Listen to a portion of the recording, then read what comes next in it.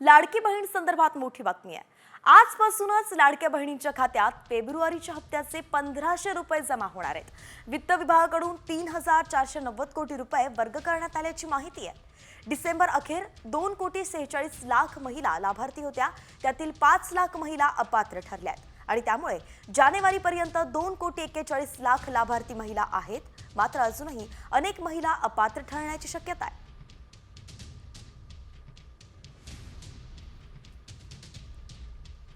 यानंतरची बातमी आहे सोन्याला आलेल्या उच्चांकी झळाळीची। आंतरराष्ट्रीय बाजारात सोन्याच्या दरात वाढ सुरूच आहे। सध्या सोनं प्रतितोळा 88,500 रुपयांवरती गेलाय। लवकरच सोनं 90 गाठण्याची शक्यता आहे। तर दुसरीकडे चांदी सुद्धा लाखांवरती गेलेली आहे। चांदीला प्रति किलो 1,02,000चा भाव आहे।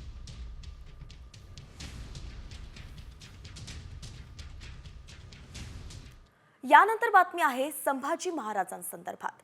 संभाजी महाराजांबद्दल विकिपीडियावरती वादग्रस्त लिखाण टाकणाऱ्या लेखकांवरती गुन्हा दाखल होणार आहे। समाजात तेढ निर्माण होईल असं लिखाण विकिपीडियावरती अपलोड केल्याप्रकरणी हा गुन्हा दाखल करण्यात येणार आहे। तर विकिपीडियाला कंटेंट हटवण्यासाठी 3 दिवसांचा वेळ देण्यात आला होता। मात्र विकिपीडियाकडून कोणताही प्रतिसाद मिळालेला नाहीये आणि म्हणून महाराष्ट्र सायबर सेल 4 ते 5 जणांवरती गुन्हा दाखल करणार आहे।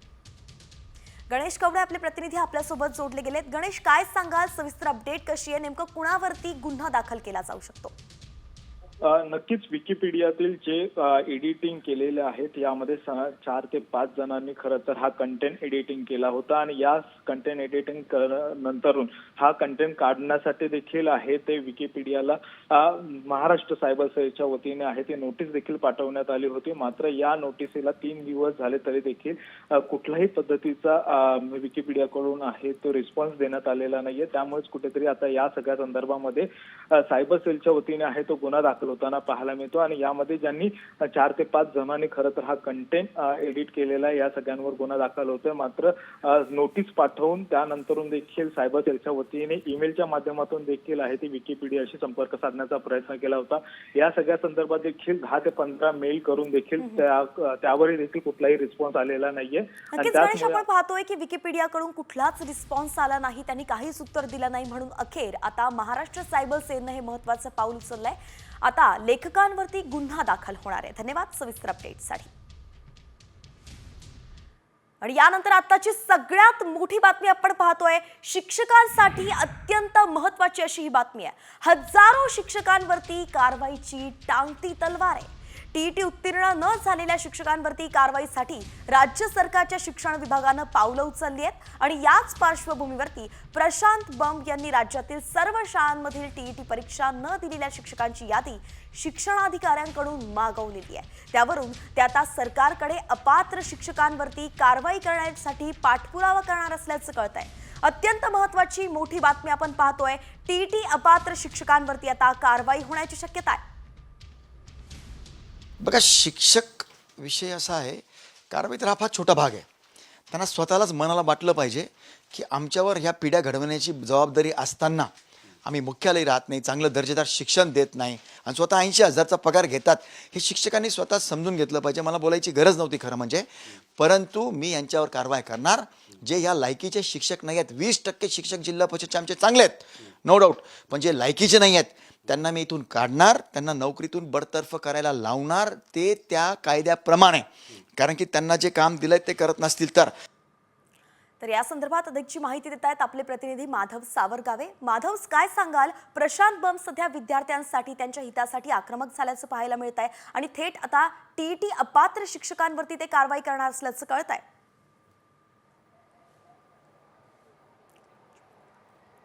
वैष्णवी 2013 ते 2019 30 मार्च पर्यंत या 6 वर्षाच्या काळामध्ये जे शिक्षक नियुक्त झालेले आहेत, मग ते सरकारी शाळेमध्ये असेल किंवा अनुदानित आणि अंशतः अनुदानित, या शाळातील शिक्षकांना टीईटी एक कंपल्सरी होतं, म्हणजे त्यांना टीईटी पास होणं अत्यंत गरजेचं होतं, उत्तीर्ण होणं गरजेचं होतं।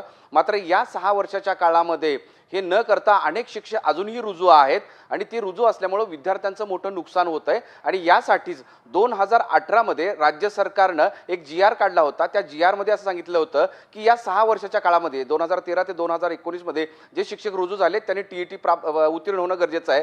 मात्र अशा अनेक शिक्षक आहेत जे उत्तीर्ण झालेले आहेत तरीही ते नोकरीला आहेत. त्यामुळं आत्ता त्यांच्यावर गंडांतर येण्याची शक्यता आहे. कारण त्यासाठी भारतीय जनता पार्टीचे आमदार प्रशांत बंब यांनी आता पाठपुरावा करायला सुरुवात केलेली आहे. सगळ्या शिक्षणाधिकाऱ्यांना त्यांनी पत्र लिहिलं आहे की जी शिक्षकं उत्तीर्ण झालेली नाहीत TET त्यांची यादी मला द्या. त्यानंतर ते सरकारकडे शिक्षण विभागाकडे पाठपुरावा करणार आहेत की यांच्यावर कारवाई करावं. कारण एकीकडे TET आणि टेट उत्तीर्ण असलेले हजारो विद्यार्थी नोकरीच्या प्रतीक्षेत आहेत आणि ज्या लोकांनी अनेकांना असं सांगतायत की पैसे देऊन वेगळ्या मार्गाने नोकरी लावून घेतली TET नसतानाही ते मात्र नोकरीवर आहेत. असा जो अन्याय अत्याचार होतो आहे, अन्याय होतोय तो दूर व्हावा आणि विद्यार्थ्यांना न्याय मिळावा यासाठी पाठपुरावा करणार असल्याचं आमदार प्रशांत बंब सांगतायत. आणि त्यामुळं येणाऱ्या काळामध्ये जे TET उत्तीर्ण नाहीत त्या शिक्षकांवर गंडांतर येऊ शकतं. नक्कीच माधव, आपण पाहतोय जे शिक्षक TET उत्तीर्ण नाही त्यांच्यावरती आता कारवाईची टांगती तलवार दिसते आणि यासाठी नेते जे आहेत प्रशांत बंब ते आक्रमक झाले. धन्यवाद, अगदी सविस्तर अपडेट आपण दिली आहे. वेळोवेळी आपल्याकडून याची अपडेट जाणून घेत राहू. आणि यानंतर बुलेटिनमध्ये आपण राजकीय बातम्यांकडे वळतोय. सगळ्या राजकीय बातम्यांचा वेगवान आढावा घेऊयात न्यूज पॉइंट 20च्या माध्यमातून. आज मुख्यमंत्री एकनाथ शिंदे नागपूर आणि गोंदिया जिल्ह्याच्या दौऱ्यावरती आहेत. विधानसभेच्या निकालानंतर एकीकडे आभार सभा होतीये तर शिंदेंचं ऑपरेशन टायगर राबवलं जात आहे. वंचित बहुजन आघाडीचे नेते प्रकाश आंबेडकर यांची आज पुन्हा एकदा कोरेगाव भीमा आयोगासमोर चौकशी होणार आहे. 2018ला कोरेगाव भीमा इथे झालेल्या दंगली प्रकरणी प्रकाश आंबेडकरांचा जबाब नोंदवला जाणार आहे. प्रकाश आंबेडकर या प्रकरणी कोरेगाव भीमा आयोगासमोर लेखी जबाब सादर करणार आहेत. धनंजय मुंडेंच्या राजीनाम्यावरून राऊतांनी आता मोठं वक्तव्य केलंय. अजित पवार नको, मुख्यमंत्री फडणवीसांनीच मुंडे आणि कोकाटेंचा राजीनामा घ्यावा अशी मागणी राऊतांनी केलेली आहे. राजीनाम्याचं एकमेकांवरती ढकलू नका असंही राऊत म्हणाले. केंद्रीय मंत्री मुरलीधर मोहोळ यांच्या कार्यालयात काम करणाऱ्या कर्मचाऱ्याला मारणे टोळीनं बेदम मारहाण केली आहे आणि यातील सर्व आरोपी जामिनावरती सुटलेले आहेत. या प्रकरणी तिघांना अटक करण्यात आली असून मारणेचा भाचा आता फरार आहे.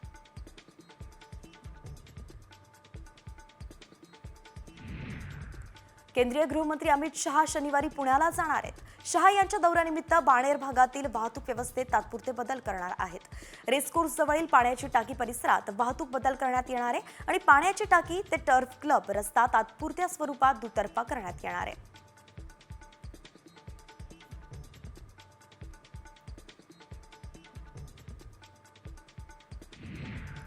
केंद्रीय गृहमंत्री अमित शहा आज संध्याकाळी पुण्यात येणार आहेत. ते कोरेगाव पार्क इथे वेस्टिन हॉस्टेलमध्ये मुक्कामाला असणार आहेत. हॉटेलमध्ये मुक्कामाला असणार आहेत. तर सकाळी 11 वाजता पश्चिम गृह विभागाची बैठक आहे. 20 लाख लाभार्थ्यांना घरकुलांचं मंजुरी आणि पत्र वाटप तसंच पहिला हप्ता वितरित केला जाणार आहे.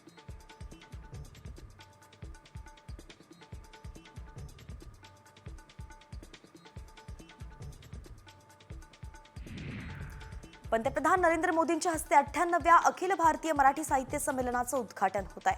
यावरून आता ठाकरे गटाचे खासदार संजय राऊतांनी पंतप्रधान मोदींवरती निशाणा साधलाय.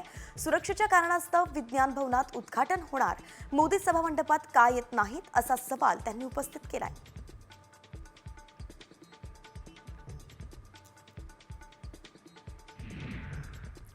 आता राजकीय गोटातून एक मोठी बातमी आहे.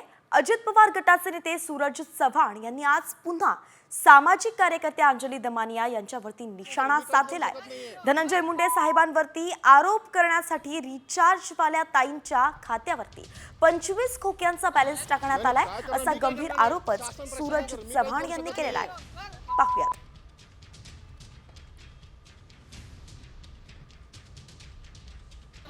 नाही काय करणार, मी काय करणार नाही, शासन प्रशासन कर, मी काहीच करू शकत नाहीये. तर आपण पाहतोय नेमकं सूरज चव्हाण यांनी काय ट्विट केलेलं आहे. रिचार्जवाल्या ताईंच्या खात्यावरती 25 खोक्यांचा बॅलन्स टाकण्यात आलाय असं सूरज चव्हाण म्हणाले. राष्ट्रवादी अजित पवार पक्षाचे ते नेते आहेत.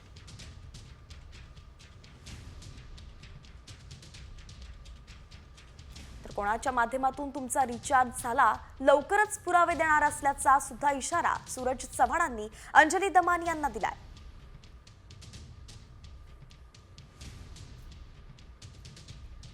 आणि यानंतर बुलेटिनमध्ये वळूयात टॉप 50 कडे. दिल्लीत आजपासून 98व्या अखिल भारतीय मराठी साहित्य संमेलनाला सुरुवात झाली आहे. पंतप्रधान मोदींच्या हस्ते दुपारी 3:30 वाजता साहित्य संमेलनाचं उद्घाटन होईल आणि यावेळी मुख्यमंत्री देवेंद्र फडणवीस, साहित्य संमेलनाच्या अध्यक्षा डॉक्टर तारा भवाळकर आणि स्वागताध्यक्ष शरद पवार उपस्थित असतील.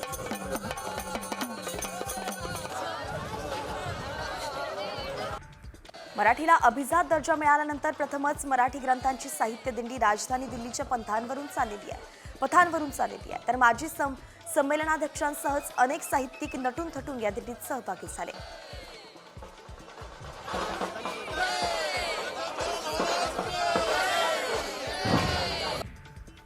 दिल्लीत साहित्य संमेलनाच्या प्रकाशन व्यासपीठावरून सकाळ दिल्ली विशेषांकाचं प्रकाशन करण्यात आलं. देशाचे उपराष्ट्रपती जगदीप धनखड यांच्या शुभ हस्ते विशेषांक प्रकाशित झालाय आणि यावेळी डॉक्टर उषा तांबे, साहित्य संमेलनाचे स्वागताध्यक्ष शरद पवारही उपस्थित होते.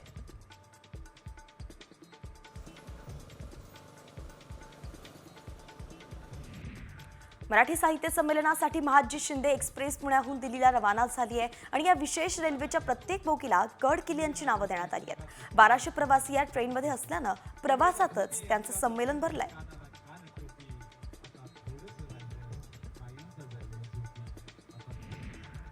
बोईसर रेल्वे स्थानकावरील तिकीट खिडकीवरती मराठी भाषेतील संवादावरून वाद झाला. तिकीट खिडकीवरील महिलेनं मराठी भाषा मला काही गरजेची वाटत नाही असं म्हणत प्रवाशाबरोबर अरेरावी केल्याचा व्हिडिओही समोर आलाय. यांनी का बोलले हे स्टेटस? त्यांना माहित नाही का मराठी भाषा काय आहे? इथे महाराष्ट्रामध्ये काम करतात, नाही जमत जाणं सोडून. वसई विरार शहरातील मेट्रो कामासाठी सर्वेक्षणाचं काम सुरू करण्यात आलंय आणि त्यानुसार वसई विरारसाठी मेट्रो मार्ग 13 ची घोषणा करण्यात आली आहे. ही मेट्रो भाईंदर खाडीवरील प्रस्तावित पुलावरून मेट्रो आणण्याच्या कामाला MMRDAनं मान्यता दिल्यानंतर कामाला वेग आलाय.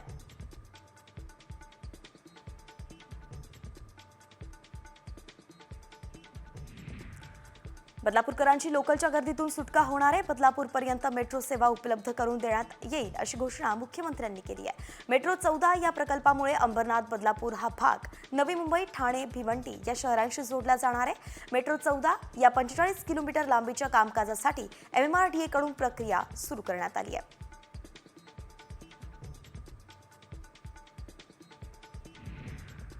एसी लोकलमध्ये मोठ्या प्रमाणात विना तिकीट प्रवास होत असल्याचं निदर्शनास आल्यानंतर मध्य रेल्वेनं तिकीट तपासणी मोहिमांना वेग दिलाय. गेल्या 10 महिन्यांमध्ये एसी लोकलमधून 81,709 फुकट्या प्रवाशांवरती कारवाई करण्यात आली आहे.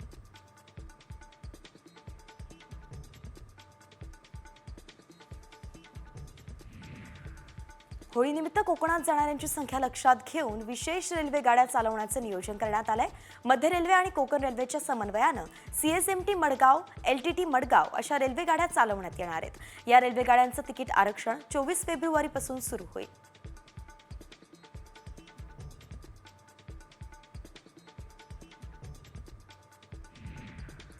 चारचाकी कार आणि दुचाकींवरती फॅन्सी नंबर प्लेटवरती आता कारवाई होणार आहे. राज्यात एप्रिल 2019 नंतर नोंदणी झालेल्या वाहनांवरती HSRP नसल्यास त्यांच्यावरती कारवाई करण्याचे आदेश RTOनं दिलेत. आणि यासोबतच एप्रिल 2019 पूर्वी नोंदणी झालेल्या गाड्यांवरती काका, मामा, दादा असे नंबर टाकलेली गाडी आढळल्यास त्यांच्यावरती दंडात्मक कारवाई करण्यात येणार आहे.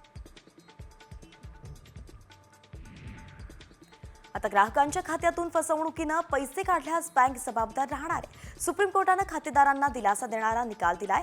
फसवणूक झालेल्या ग्राहकांना बँकेनं नुकसान भरपाई द्यावी असंही कोर्टानं म्हटलंय. तर एका ग्राहकाच्या याचिकेवरती सुनावणी करताना कोर्टानं हे महत्त्वाचं निरीक्षण नोंदवलं.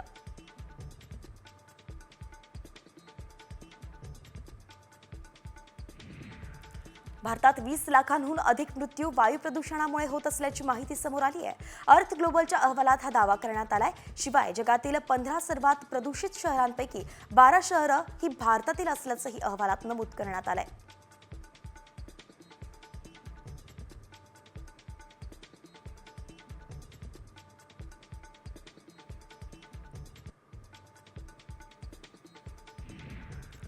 भिवंडीत अंजूर फाट्यातील श्रीहरी कॉम्प्लेक्सच्या पार्किंगमध्ये एका दुचाकीला अचानक आग लागली. त्यात शेजारी उभ्या असलेल्या 5 दुचाकी जळून खाक झाल्या. गाडीच्या बॅटरी शॉर्ट सर्किटमुळे आग लागल्याचं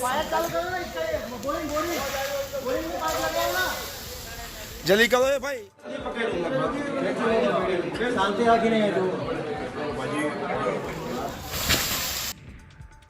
उल्हासनगरमध्ये काही अल्पवयीन मुलं पाण्याचा फुगा मारत होते. या रागातून तुफान राडा झाला. यात 7 ते 8 जणांच्या टोळीनं दुकानात शिरत 2 जणांना बेदम मारहाण केली आहे आणि या प्रकरणी पोलीस ठाण्यात गुन्हा दाखल झालाय.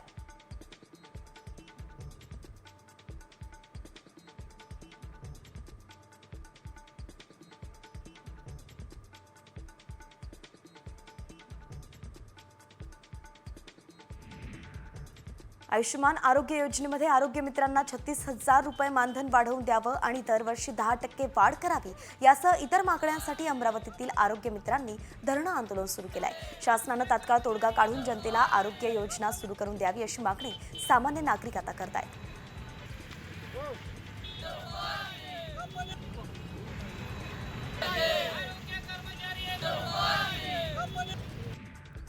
दहावीच्या परीक्षेला आजपासून सुरुवात झाली आहे. यंदा 16 लाख विद्यार्थ्यांनी नोंदणी केलेली आहे. तर गेल्या वर्षीच्या तुलनेत विद्यार्थ्यांच्या संख्येत 2,000 वाढ झाली आहे. परीक्षेच्या काळात कॉपीमुक्त अभियानाची अंमलबजावणी करण्यात येते आहे.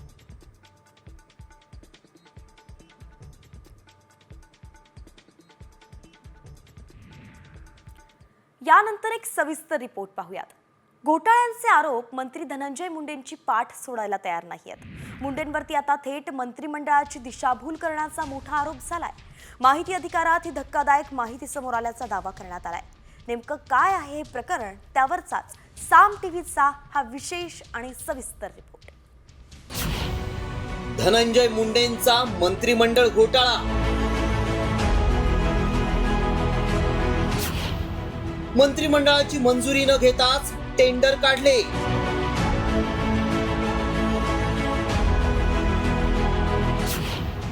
मुंडेंनी मंत्रिमंडळाला अंधारात ठेवलं.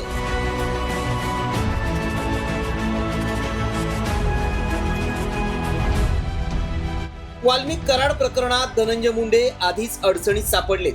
त्यात कृषी मंत्री असताना त्यांनी घेतलेल्या निर्णयांवरून त्यांच्या अडचणीत वाढ होण्याची शक्यता आहे.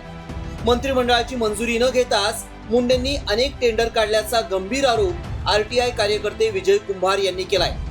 विजय कुंभार यांनी मुंडेंवर नेमके काय आरोप केलेत पाहूया. मंत्रिमंडळाची मंजुरी न घेताच टेंडर काढले. मंत्रिमंडळ बैठकीत अनेक विषय विना परवानगी आणले. दिशाभूल करून battery operated spray pump, solar light ट्रॅपचा निर्णय घेतला. वाद झाल्यानं तत्कालीन कृषी सचिव व्ही राधा यांची तडकाफडकी बदली केली. बैठक झाली त्या दिवशी, परंतु त्या बैठकीमध्ये ठराव मंजूर झाले नाहीत असं दिसून येतंय. म्हणजे आहेच ते, कारण आयत्या वेळचे ठराव किंवा जे काय असेल ते आणि नेहमीचे ठराव हे मंजूर झाल्यानंतर त्याची रितसर प्रेस कॉन्फरन्स घेतली जाते. ते वेबसाईटवर टाकले जातात. ते वेबसाईटवर दिसत नाही. याचा अर्थ अशा प्रकारचे कुठलेही ठराव मंजूर झालेले नसताना त्याची अंमलबजावणी केली हे आता उघड दिसत आहे. धनंजय मुंडे यांनी मंत्रिमंडळाचा ठराव न करून घेता परस्पर 200 कोटी रुपये उचलले असा आरोप सामाजिक कार्यकर्त्या अंजली दमानिया यांनी केला होता. त्यानंतर आता सामाजिक कार्यकर्ते विजय कुंभार यांनी देखील असाच आरोप केल्यामुळे मुंडेंच्या अडचणी वाढल्या आहेत. राज्य सरकारच्या बहुचर्चित अँब्युलन्स खरेदीसाठी 13 मार्चला ठराव मंजूर करण्यात आला आणि 15 मार्चला शासन आदेश मंजूर करण्यात आले असा खळबळजनक दावा विजय कुंभार यांनी केलाय. कुंभार यांच्या नव्या आरोपांमुळे मुख्यमंत्री फडणवीस आता काय भूमिका घेणार आणि या प्रकरणाची तरी चौकशी होणार का, असे अनेक गंभीर प्रश्न उपस्थित झाले. रिपोर्ट साम टीव्ही न्यूज.